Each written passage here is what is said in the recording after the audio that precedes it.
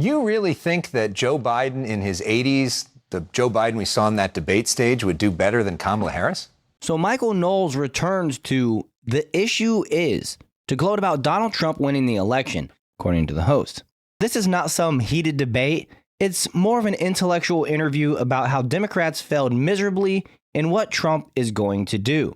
Michael Knowles, as always, is well-spoken, and the host seems to be left-leaning. So these conversations are always interesting, and let's have a look at Michael Knowles having an intelligent conversation on the issue is. But before we do, allow me to tell you about today's sponsor, Aura. Have you ever felt that sinking feeling in your stomach when you heard that a company you trust has announced a data breach involving your personal information? I had that experience a while back, and it really made me reflect on just how vulnerable we can be. A few years ago, I received an email from a popular online retailer I frequently shopped at. The subject line read, "Important Security Update." My heart raced as I clicked on it, and my worst fears were confirmed. They had experienced a data breach that compromised the personal information of millions of users, including mine. They detailed how hackers had accessed sensitive data, including full names, addresses, dates of birth, and most alarmingly, social security numbers.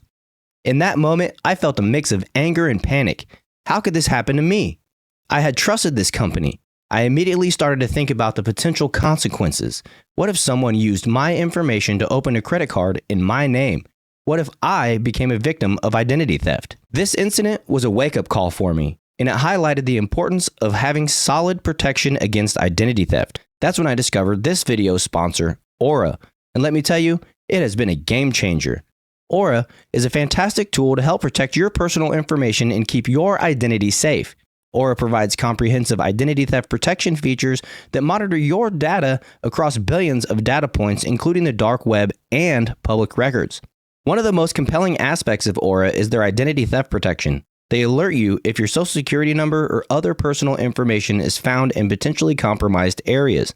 If anything suspicious happens, you can rest easy knowing that every adult on the account, up to 5 people, receives $1 million in identity theft insurance to help cover eligible losses and expenses. This is a total of up to $5 million in coverage. If you're as concerned about your personal information as I am, I highly recommend trying out Aura. You can go to my link at aura.com/America to get a 14-day free trial and see if any of your personal data has been exposed. It's a fantastic opportunity to take control of your online security. I'm not leaving myself and my family vulnerable to data breaches and brokers. If you don't want to either, check out Aura.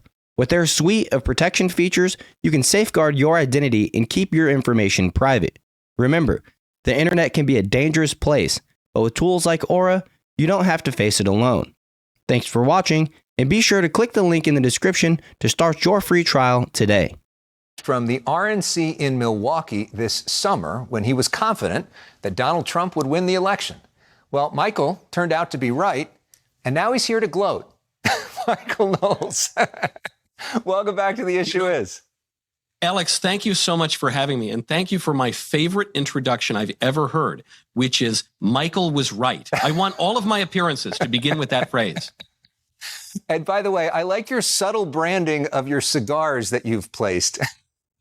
I try, as always, for subtlety, nuance, and class, Alex. Mayflower cigar is sitting right here, now that you mention it. There you go. All right. Well, let's get into it. A lot of Democrats in this state were stunned that Trump won. Why do you think he did? And what do you think that says about where we're at as a country?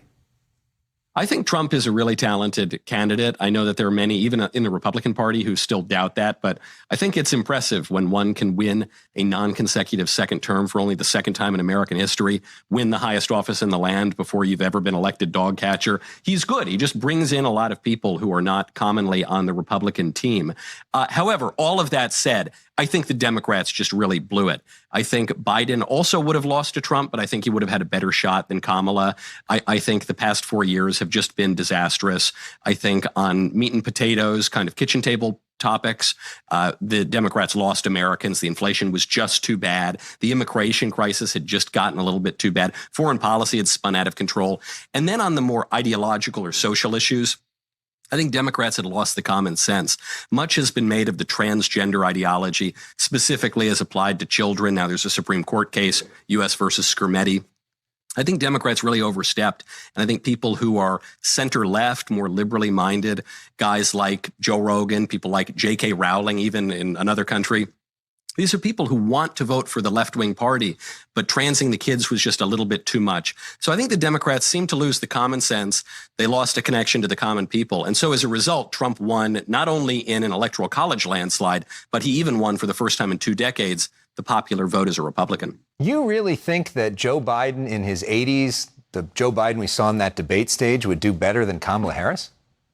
Yes, Kamala's a really bad candidate. She's great behind the scenes. She works the levers of power very well. Obviously, she's had a pretty impressive political career. But people underestimate Joe Biden.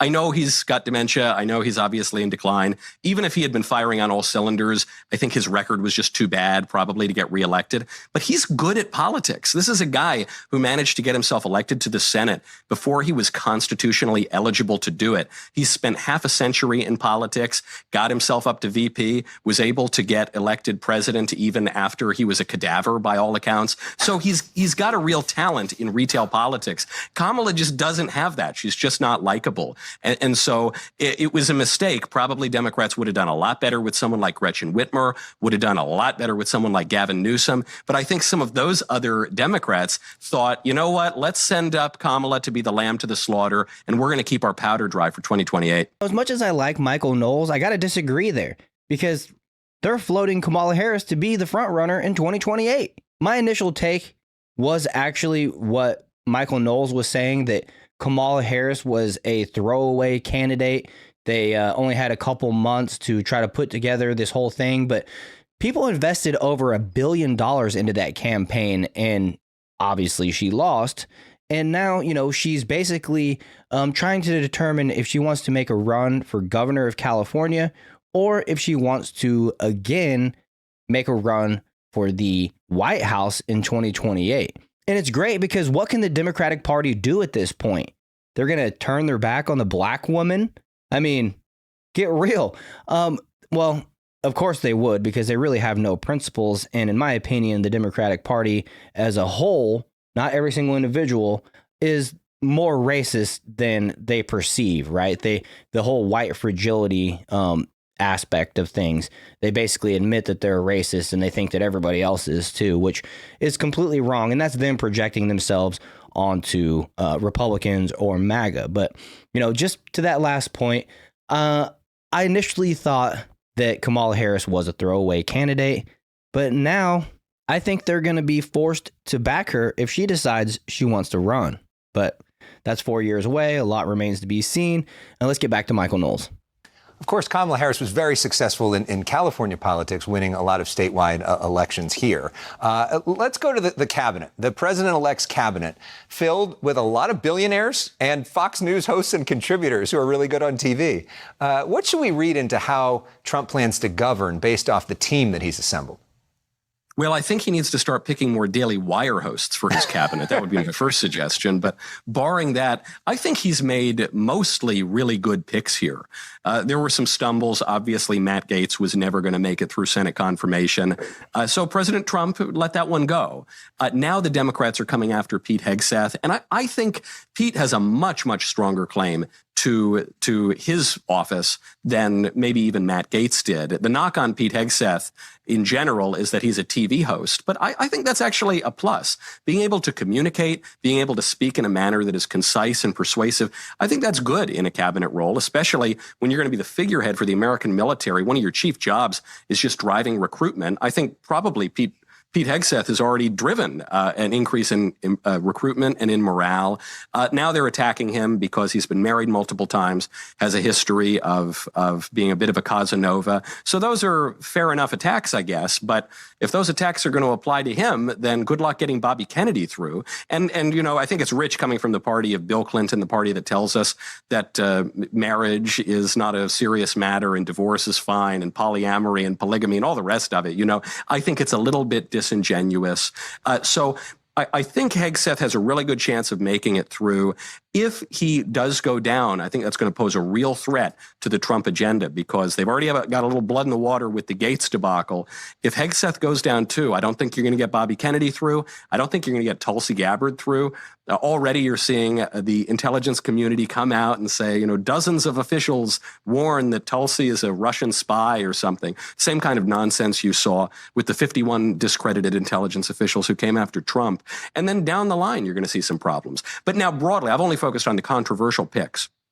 Don't forget, you've got Tulsi, you've got Bobby Kennedy, but then you've also got guys like Marco Rubio, a real establishment pick. Mm-hmm. You've got guys like Mike Waltz. You've got people like Elise Stefanik. And so and you mentioned the billionaires. Obviously, Elon Musk has a big role here. Vivek Ramaswamy is not quite a billionaire, but he's quite well off.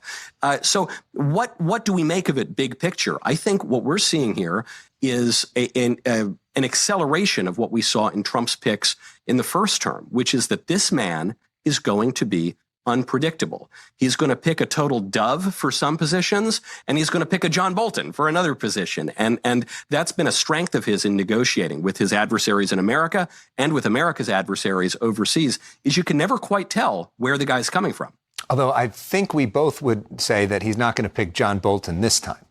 After everything. Bolton's probably had his moment in the sun. Probably off the list. The anti-Trump books don't get you there. But if Hegseth goes down, you see the leaks to the Wall Street Journal that Governor Ron DeSantis could be next. Do you think he'd be better?